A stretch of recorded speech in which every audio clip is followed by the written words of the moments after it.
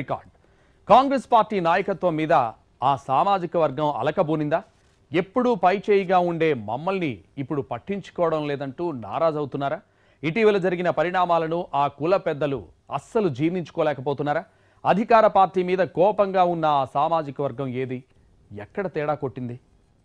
తెలుగు రాష్ట్రాల్లో కాంగ్రెస్ అంటేనే రెడ్ల పార్టీ అని ఒక ముద్ర ఉంది. రాజకీయ వర్గాల్లో కూడా ఇదే విస్తృత అభిప్రాయం ఉంది. లెక్కల ప్రకారం చూసుకున్నా కూడా ఆ సామాజిక వర్గం ఓటు బ్యాంకు ఎప్పుడూ కాంగ్రెస్ పార్టీకే అండగా ఉంటుంది. అలాగే పార్టీలో కూడా రెడ్డి నాయకులదే పైచేయిగా నడుస్తూ ఉంటుంది. ఉమ్మడి ఆంధ్రప్రదేశ్లో అయినా, విభజన తర్వాత తెలంగాణలో అయినా ఇది అనాదిగా వస్తున్నదే.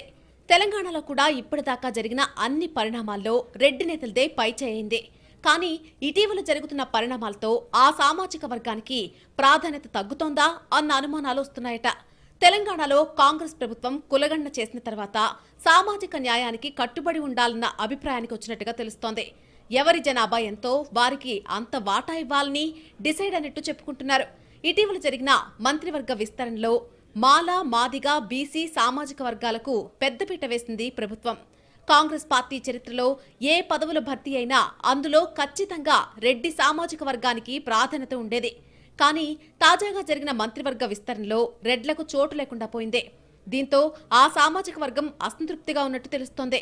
పైగా ఆశావహుల్లో రెడ్డి నాయకులే ఎక్కువగా ఉండడంతో అసంతృప్త స్థాయి కూడా ఎక్కువగానే ఉన్నట్టు ప్రచారం జరుగుతోంది. ఇక ఇది రోజురోజుకు పెరిగిపోతున్న క్రమంలో మరొక కొత్త వాదన వినిపిస్తోంది. పార్టీ వర్గాల్లో ఆ కొత్త వాదన ఏంటంటే, స్థానిక సంస్థల ఎన్నికల తర్వాత జరిగే విస్తరణలో రెడ్లకు ప్రాధాన్యత దక్కే అవకాశం ఉందని అంటున్నారు. ఇటీవల కాంగ్రెస్ పార్టీలో పదవుల భర్తీ కూడా జరిగింది. ఉపాధ్యక్షులు, పార్టీ ప్రధాన కార్యదర్శి పదవుల భర్తీలో కూడా జనాభా ప్రాతిపదికన తీసుకున్నారు.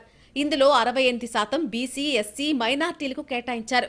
అంతవరకు బాగానే ఉంది కానీ అంటూ సన్నాయి నొక్కులు నొక్కుతున్నారు కొందరు పార్టీ నాయకులు. సామాజిక న్యాయం చేయాలన్న ఆలోచన మంచిదే, కానీ పార్టీకి వెన్నెముగ్గా ఉన్న సామాజిక వర్గాలను దూరం చేసుకోవడం కూడా మంచిది కాదంటూ సలహాలిస్తున్నారట.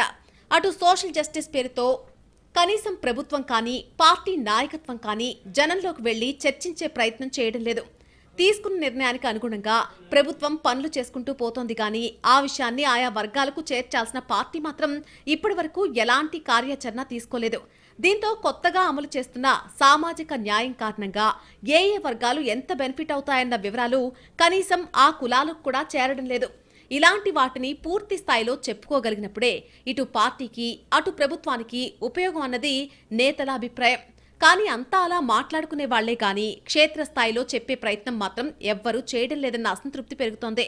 పార్టీకి వెన్నంటి ఉన్న సామాజిక వర్గాలకు దగ్గరవడం ఒకెత్తైతే, మారుతున్న పరిస్థితుల్లో అనుసరించే వ్యూహాలను జనంలోకి విస్తృతంగా తీసుకుపోవడం మరో ఎత్తు. కానీ ఆ పని మాత్రం జరగడం లేదని చెప్పుకుంటున్నారు. పార్టీ నాయకత్వం ఆ దిశగా ఆలోచిస్తేనే ఉపయోగం అన్న అభిప్రాయం బలపడుతోంది. సామాజిక న్యాయం పరంగా మెజారిటీ జనాభాకు మెజారిటీ పదవులు అన్న సూత్రాన్ని పాటిస్తూ పార్టీకి వెన్నుదన్నుగా ఉండే కులాలను సంతృప్తిపరచడం కత్తి మీద సామె అయినా చాలా జాగ్రత్తగా చెయ్యక తప్పదని అంటున్నారు పరిశీలకులు. దీంతో ప్రస్తుతం నారాజుగా ఉన్న రెడ్లను కాంగ్రెస్ అధిష్టానం ఎలా సంతృప్తిపరుస్తుంది అన్నది ఆసక్తికరంగా మారిన అంశం.